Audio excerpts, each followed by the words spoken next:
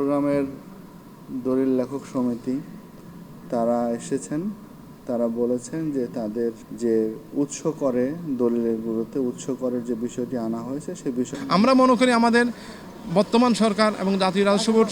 সম্মানিত মাননীয় অর্থমন্ত্রী সহ আমাদের এই আজকে যে আমরা প্রধানমন্ত্রীর বরাবরে আমরা যে স্মারকলিপি প্রদান করলাম আমাদের মাননীয় জেলা প্রশাসকের মাধ্যমে, এটা অনুধাবন করে আমরা ইতিমধ্যেও আমাদের স্থানীয় পর্যায়ে এটা আমাদের জনপ্রতিনিধির কাছে আমরা উপস্থাপন করেছি। অর্থমন্ত্রী মহোদয়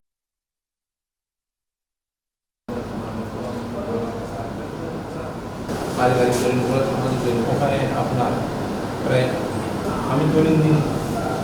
পরিসংখ্যান দৈনিক গড়ে 20 পরিষ্ঠ দলিল ডিস্ট্রিবিউট আছে চান্দা সাব ডিস্ট্রিবিউট অনুযায়ী আপনার স্যার মনে করেন না